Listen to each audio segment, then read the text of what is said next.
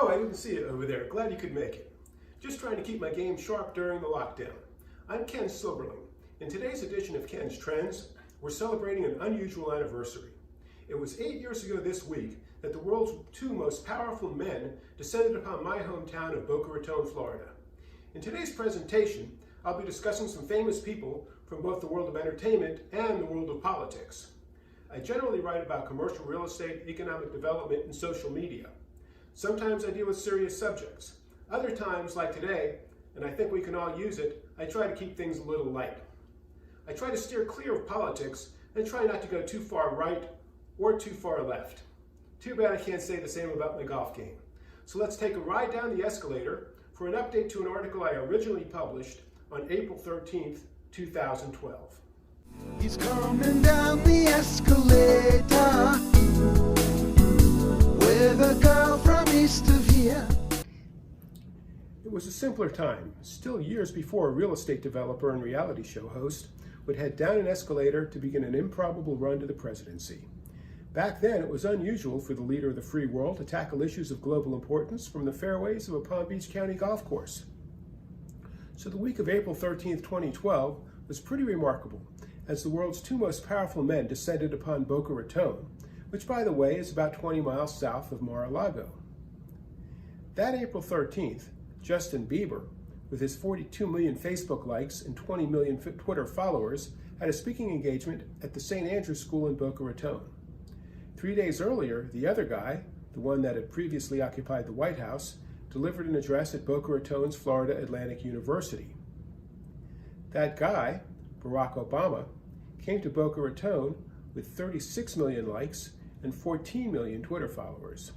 7 months later, he would be re-elected, receiving 65 million likes in the form of votes. The guy in the escalator got only 63 million votes in 2016. His opponent, Hillary Clinton, got 66 million in defeat. But those numbers are trumped by Bieber's 79 million current Facebook likes and 111 million Twitter followers. Incidentally, Obama has now passed Bieber as the most followed person on Twitter.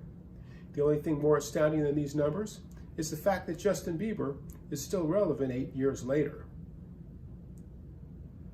The number of Twitter followers may be only slightly less arbitrary than the Electoral College as a means of selecting a president.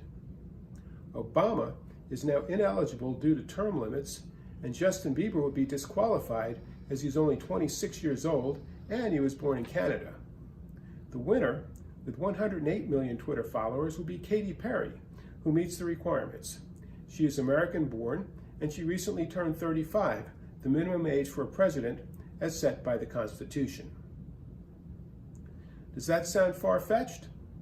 Well, what if I told you in 1951 that the star of Bedtime for Bonzo, or in 2004 that the star of The Apprentice would become president?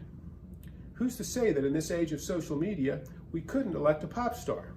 She has served as a judge, although it was on American Idol. And who knows if we'll live to see a President Kardashian West. Kim has 63 million followers, but her billionaire stepsister may not meet Bernie's approval. Stepping out of this crazy parallel universe, let's get back to my 2012 story. What was most interesting to me about Bieber's visit to Boca Raton was the way I found out. It was a clear early sign of how media was changing. We can all remember where we were when we found out about the monumental news stories of our time. Granted, this is a far cry from monumental news for non-millennials, but it was important enough to make the front page of the South Florida Sun-Sentinel. So how did I find out? I was one of the first to know because of a text from my 15-year-old daughter who had heard it from a friend at St. Andrews.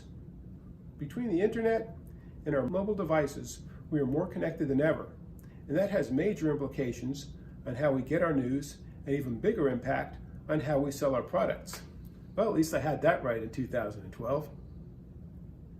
To a social media marketer, Justin Bieber is highly powerful and represents an opportunity to reach his massive followers and their parents as well. Bieber was in town to congratulate 3 students who raised $52,000 for Pencils of Promise, one of Bieber's favorite charities. The nonprofit group has built more than 50 schools around the world. Well, that's up to 524 as of 2020. You have to give the kid a lot of credit. With all the international fame, he seems to be doing things the right way and has kept himself remarkably clean. Well, I may have missed on this one, but he's better than most, and his music still isn't nearly as annoying as some of the other stuff out there. My tweets on the Obama and Bieber visits were listed alongside the major news organizations and political groups. My objective at the time, and today as well, was to promote Boca Raton and get the interest of corporate executives who would consider relocating their companies to our community. The Boca Raton and South Florida business community needs to embrace these opportunities to get our community in the news with positive stories. That will help to draw more quality business, create high-paying jobs, and improve upon what is already a great quality of life.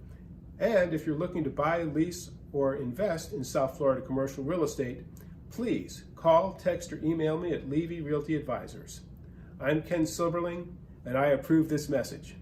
And please follow me at Ken Silberling on Twitter, as I have a lot of catching up to do. Thank you.